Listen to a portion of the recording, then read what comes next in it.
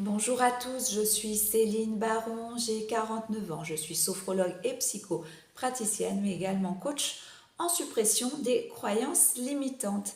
Et je suis à mon compte dans la communication relationnelle depuis 1999.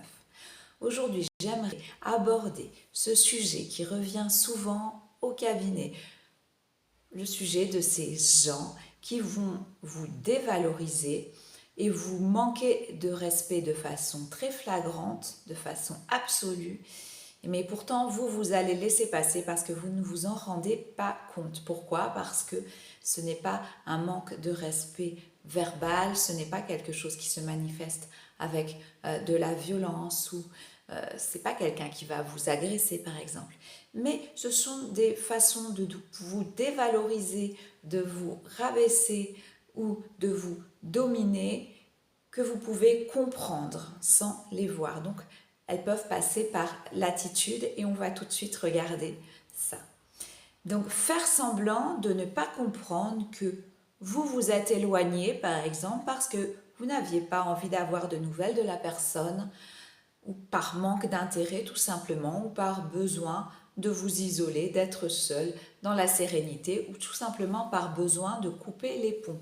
Et bien donc la personne à qui vous n'avez pas donné de nouvelles depuis des années parce que ça s'est mal passé la dernière fois, comme peut-être que vous avez simplement coupé les ponts, vous avez cessé de lui parler au téléphone, eh bien elle va faire semblant de ne pas comprendre que vous voulez rompre, entre guillemets. Hein, je ne parle pas forcément de relations amoureuses, mais plutôt dans le monde amical, dans les amitiés, parmi les proches. Donc personnellement, quelqu'un que je vois plus depuis 2 ans, et la dernière fois, ça s'est mal passé, la dernière fois que j'ai vu cette personne, avec qui j'ai décidé de complètement couper, de la blacklister, de ne plus communiquer au téléphone, de ne pas répondre quand elle appelle d'autres proches, de partir même quand elle est au téléphone avec un proche, de ne plus donner de nouvelles comme ça. Bon bah c'est clair, c'est quelqu'un avec qui je ne veux plus de relation. Et l'autre personne l'a bien compris. Mais elle va jouer sa dernière carte ou elle va continuer pour montrer qu'elle allait très bien et que c'est vous qui dysfonctionnez. Elle va continuer de demander de vos nouvelles, de faire semblant de ne pas comprendre que la rupture de votre côté est consommée. Et c'est une façon, selon moi, qui est vraiment très malaisante avec vous, de ne pas comprendre, ne pas vouloir comprendre que c'est terminé. Elle a compris, mais elle fait comme si, non, tout allait encore bien. Ce sont des attitudes qu'on peut voir des fois chez les jeunes de 15-16 ans lorsqu'ils vont rompre, vous savez, avec leurs petits copains ou leurs petites copines. Et il y en a un des deux, hein, celui qui vit le plus mal à cette séparation, qui va faire semblant de ne pas comprendre. Et bien là, c'est un peu pareil, sauf que ça se passe dans le monde adulte, à 40, à 50 ans. Et là, on a très bien compris que la personne qui ne me répond pas au téléphone, la personne qui me fuit, dont je n'ai plus de nouvelles, c'est simplement qu'elle ne veut plus me voir, qu'elle témoigne un manque d'intérêt absolu envers moi-même. Donc, quand ils font semblant de ne pas comprendre votre attitude alors qu'ils l'ont très bien comprise, eh bien, voilà, déjà c'est un manque de respect. Alors, vous savez, il y a des gens qui vont vous faire comprendre, en ne relevant pas ce que vous faites ou ce que vous dites, que les périodes charnières de votre vie, comme le mariage par exemple, ne comptent pas pour eux. C'est une forme de mépris. Je vous donne un exemple. Une fille, par exemple, je ne sais pas, qui a 20 ans et qui a un meilleur copain à la fac, ou un meilleur ami, et puis, bon, ils vont s'éloigner au fur et à mesure, lui va être très entouré, elle va avoir sa vie, et puis, quelque part, comme c'est peut-être sa première copine, ou sa première petite copine, ou vraiment amie très proche, même si c'est platonique, eh ben, il va avoir envie de garder la mainmise sur cette fille. Donc il va bien entendu l'ajouter à ses réseaux sociaux, discuter avec elle, commenter de temps à autre, etc., etc.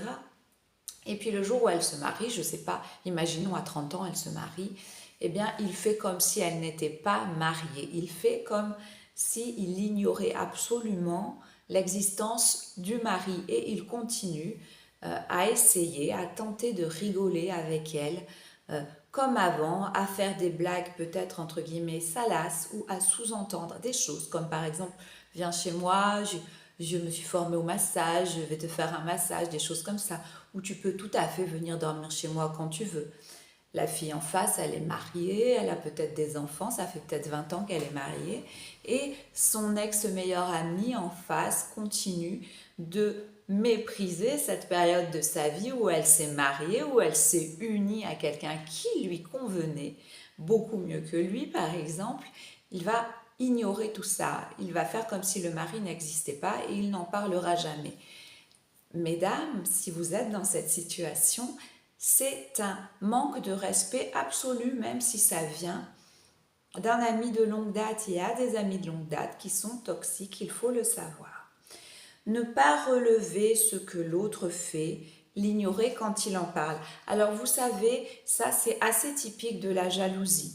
Si vous faites quelque chose, je ne sais, par exemple vous peignez, vous exposez, ou comme moi vous écrivez un livre qui va être édité, ou vous allez vous auto-éditer, en tout cas vous avez mis de l'énergie pendant 1 an ou 2 dans un projet, le projet est enfin arrivé à terme, et vous avez des gens, quand vous allez leur en parler, je parle de proches, bien sûr, les gens qui ne vous connaissent pas, ils s'en fichent complètement de ce que vous faites, mais des proches, par exemple, vont faire comme s'ils n'avaient pas vu, comme s'ils n'étaient pas au courant, comme s'ils n'avaient pas entendu.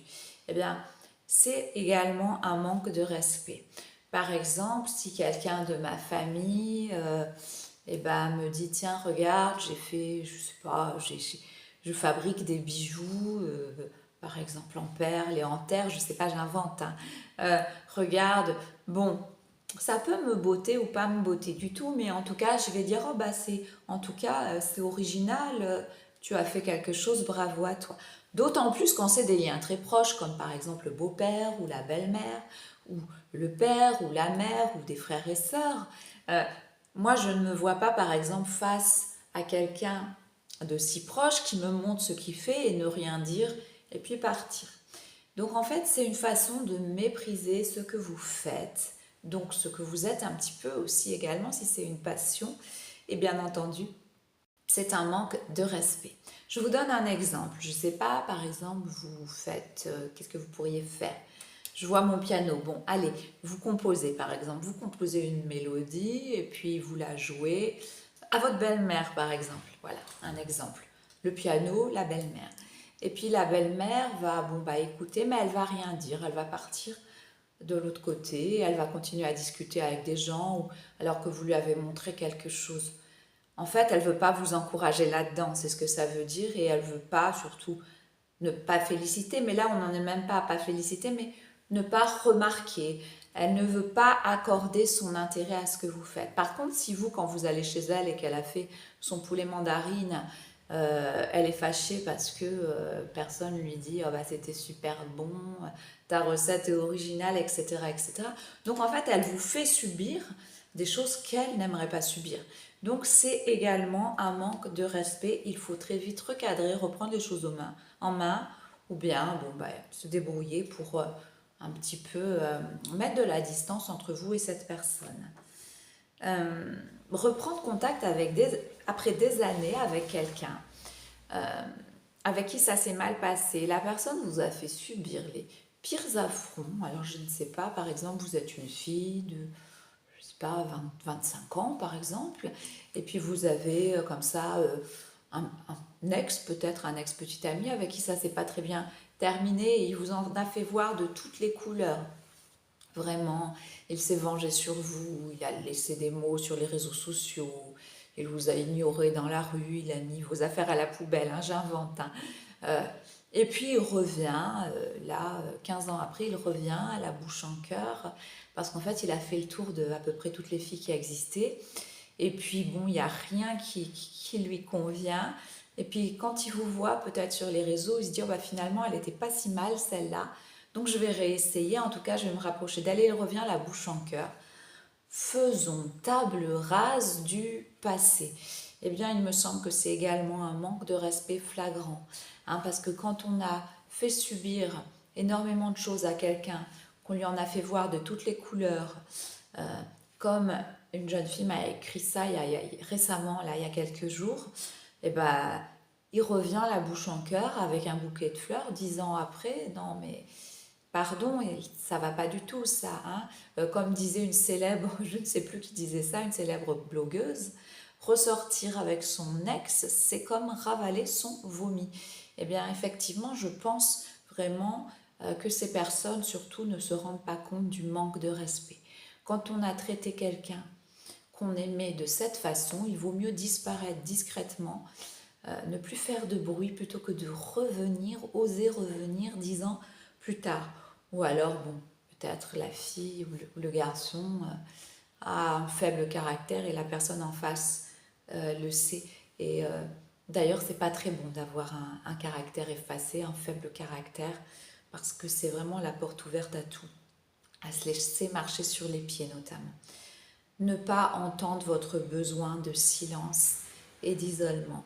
Alors, il y a des gens qui ont besoin de silence et d'isolement après un clash, par exemple. Et la personne qui ne peut pas comprendre ça parce qu'elle veut être rassurée sur la situation actuelle et qui revient sans cesse à l'attaque pour savoir où vous en êtes avec elle, avec la situation que vous avez vécue, etc., voilà encore un manque de respect. C'est-à-dire que la personne ne veut pas vous laisser vous isoler et réfléchir, donc exercer votre libre arbitre. Elle veut être là pour vous rappeler intensément qu'elle est là. Voilà quelques manques de respect qui ne se voient pas forcément, qui ne passent pas forcément par du verbal ou par de l'énervement ou par des choses hyper rabaissantes et pourtant qui demeurent des manques de respect réels. Je vous remercie. Au revoir.